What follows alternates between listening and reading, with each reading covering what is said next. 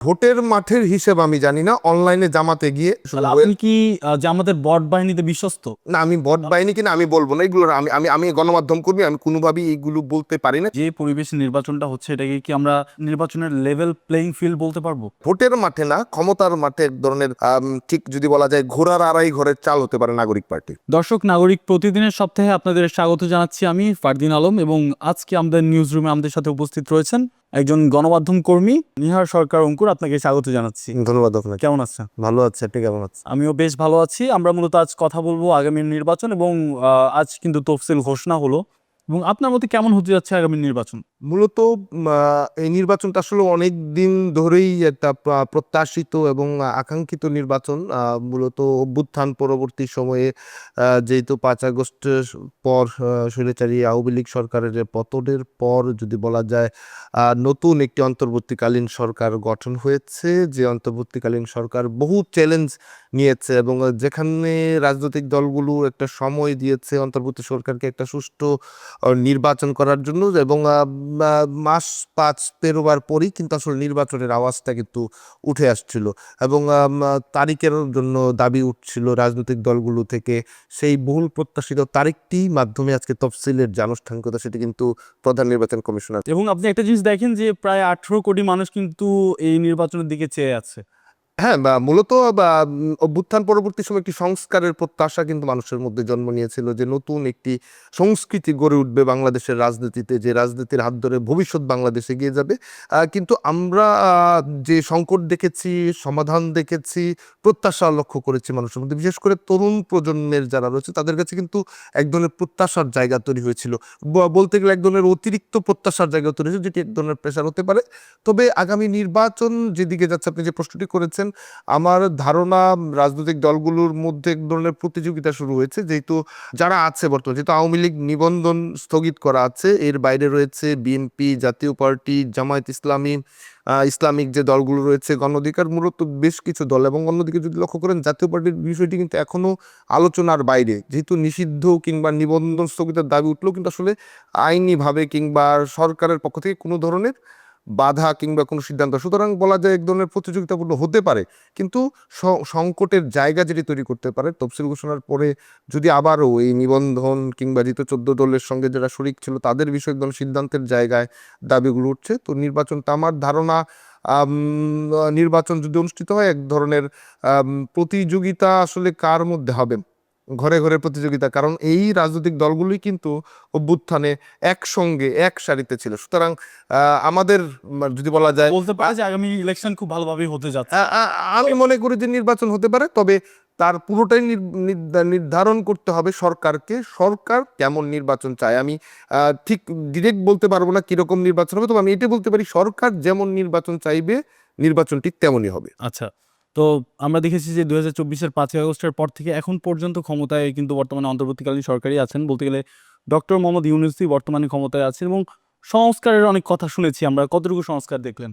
আসলে সংস্কার আপেক্ষিক বিষয়। আমার কাছে মনে হয় যে সব কিছুই ভালো মন্দ মিলিয়ে থাকে। তবে যে প্রত্যাশাটা মানুষ করেছিল, আমি একজন গণমাধ্যম কর্মী হিসেবে বলি, সেই সম্পূর্ণ সংস্কারটা আসলে দৃশ্যমান না। যদি বলা যায় সংস্কারের মধ্যে যদি দেখা যায় বিচার বিভাগের এক ধরনের জায়গায় একটু বা জুলাই অভ্যুত্থানের হত্যাকাণ্ডের ঘটনাগুলোর বিচারের কার্যক্রম শুরু হয়েছে অলরেডি।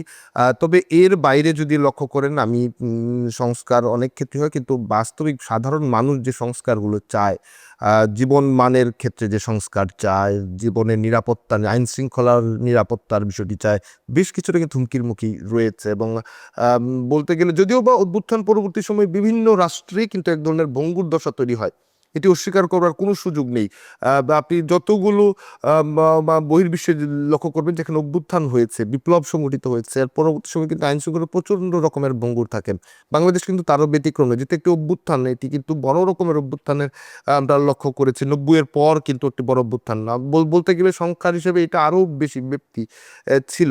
তবে সেই তুলনায় আইন শৃঙ্খলার উন্নয়নের কিছুটা ঘাটতি আছে।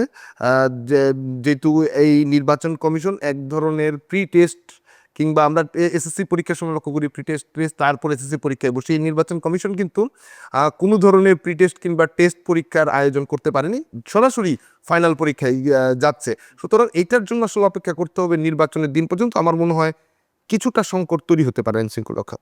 ধন্যবাদ আপনাকে। আমরা যদি জানতে চাইবো যে পরিবেশে নির্বাচনটা হচ্ছে এটাকে কি আমরা একদম এক্সাক্ট নির্বাচনের লেভেল প্লেইং ফিল্ড বলতে পারবো? লেভেল প্লেইং ফিল্ড কিনা এগুলো রাজনৈতিক দলের ভাষা কিংবা রাজনৈতিক দল তারা বলতে পারবে। তবে আমি গণমাধ্যম কর্মী হিসেবে যে জিনিসগুলো দেখবো, অন্তর্ভুক্তিমূলক অন্তর্বর্তীকালীন সরকার।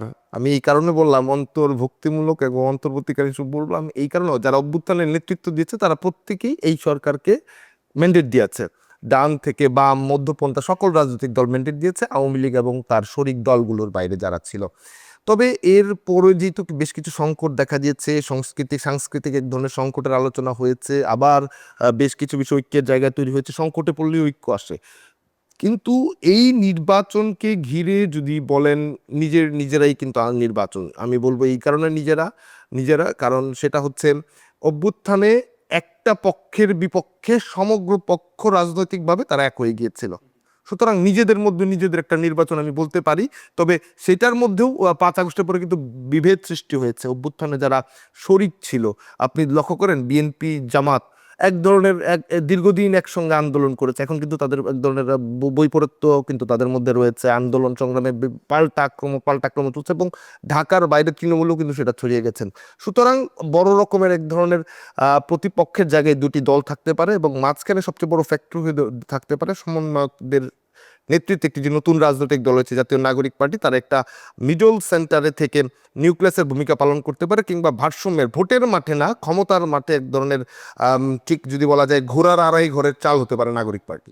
আগামী নির্বাচনে বিএনপির অবস্থান কেমন দেখছেন? স্বাভাবিকভাবেই যদি বলা যায় বাংলাদেশ জাতীয়তাবাদী দল বাংলাদেশের বৃহত্তর যে রাজনৈতিক শক্তির একটি, নিঃসন্দেহে যেটিগুলো বলার মানে জোর রাখে না কিংবা কোনো অবকাশই রাখে না এর বাইরে কোনো কথা বলা। কারণ হচ্ছে যারা এখন মাঠে আছে তাদের মধ্যে বিএনপি একমাত্র দল যে প্রত্যেকটি জেলায় উপজেলায় তাদের কিন্তু বিস্তৃত কমিটি রয়েছে এবং যদি বলা যায় সমর্থকের জায়গা, আপনি যে লক্ষ্য করেন বিএনপির কিন্তু একটা নির্ধারিত ভোট ব্যাংকও রয়েছে, যেগুলো একদম নির্ধারিত, যে যতই বাজে সময় যাক যতই খারাপ সময় যাক যদি নির্বাচন ফেয়ার হয় তখন তারা একটা বড় ভোট ব্যাংক রয়েছে। এবং এই মুহূর্তে নিঃসন্দেহে বিএনপি সারা দেশে জায়গা থেকে জনপ্রিয়। সমালোচনা থাকতে পারে, সমালোচনাও আছে, তাও অস্বীকার করার সুযোগ নেই। 5 আগস্টের পরে বিভিন্ন রকম সমালোচনার মুখে দলটিকে পড়তে হয়েছে তৃণমূলে, বিশেষ করে তৃণমূলের কারণে।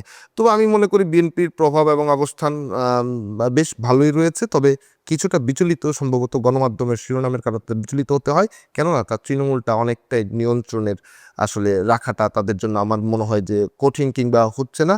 এবং সবচেয়ে বড় এই মুহূর্তে যদি বলা যায় চাপের জায়গায় বিএনপির বেগম খালেদা জিয়ার শারীরিক অসুস্থতা এবং তারেক রহমানের দেশে না ফেরা, এই দুইটি কারণ হচ্ছে বিএনপির সব থেকে এই মুহূর্তে মানসিক যদি বলা যায় যে এক ধরনের সংকট তৈরি করা একটি কারণ হতে পারে।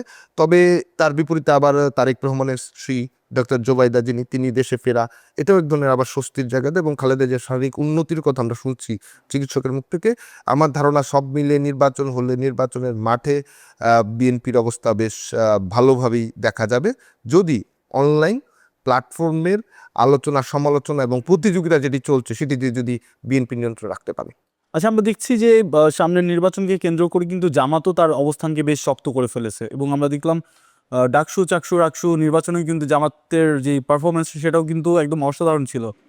একটু যদি বলতেন যে জামাতের পারফরমেন্স। আমি জামাতের সাধারণ অসাধারণ বলবো না, তারা রাজনৈতিক দল, তারা তাদের কার্যক্রম করবে দীর্ঘদিন। তারা যদি বলা যায় জামাতের 2 রকম কার্যক্রম ছিল, আমরা যে স্বাভাবিকভাবে যদি লক্ষ্য করি, একদিকে জামায়াত ইসলামী নিষিদ্ধ ছিল, আরেকদিকে ছাত্রলীগের ভিতরে শিবিরের একটা অংশ কিন্তু আমরা পরবর্তীতে যে আলোচনাগুলো ছাত্রদল অভিযোগ তুলে বিভিন্ন রাজনৈতিক সংগঠন অভিযুক্ত বলে আমরা জানতে পেরেছি তারা অন্য সংগঠনের ভিতরে ছিল, মানে ছাত্রলীগের ভিতরে ছিল, তারা শিবির হিসেবে আত্মপ্রকাশ করেছে।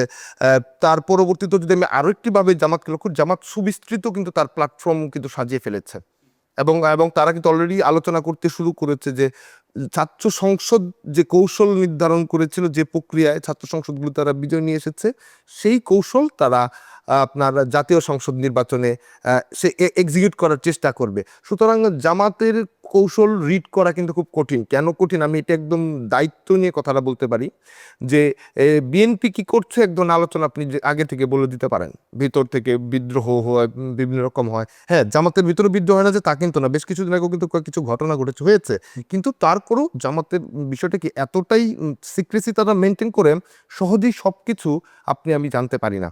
এবং এইটা এক ধরনের জামাতকে মানে সামনে গিয়ে রাখে, যেটা অন্য দলগুলোর মধ্যে সংকট তৈরি করে। তবে আমার ধারণা ভোটের মাঠের হিসেব আমি জানি না, অনলাইনে জামাতে গিয়ে অনলাইন প্রচারণা বলেন সব কিছুতে জামাতে গিয়ে, তবে আমার ধারণা তারা যদি পূর্বের অবস্থার জায়গা থেকে পরিবর্তন করে এক ধরনের ইতিবাচক রাজনীতির আভাস দিতে চায়। তাহলে আপনি কি জামাতের বট বাহিনীতে বিশ্বস্ত? না, আমি বট বাহিনী কিনা আমি বলবো না এগুলো, আমি আমি আমি গণমাধ্যম কর্মী, আমি কোনোভাবেই এইগুলো বলতে পারি না, কারণ আমি আমি আমি তো আর জানি না তার বট বাহিনী কিনা। এটা আপনি কিভাবে বললেন যে না, আমি বলছি পূর্বের অবস্থান, আমি এই পূর্বের অবস্থান দিয়ে বলতে চাই যে জামায়াত ইসলামকে নিয়ে যে আলোচনাটা রয়েছে 1971 সালের যে আলোচনাটি নিয়ে, বিশেষ করে বিএনপির জায়গা থেকে কিন্তু বারবারই এই জায়গাটি নিয়ে প্রশ্ন তোলা, শুধু বিএনপি না বিভিন্ন রাজনৈতিক দল কিন্তু জামাতকে একটি জায়গায় প্রশ্ন করে, এবং জামাত একটি জায়গায় কিন্তু অনেকটা কাঁচামুচো অবস্থায় পড়তে হয় জামাতকে, এবং সেই জিনিসটা কাটিয়ে যদি জামাত সামনে এগোতে পারেন তাহলে আমার ধারণা তাহলে ওই সংকট দূরীকরণ হলেই একমাত্র জামাতের যে এই যে এক্সিকিউশন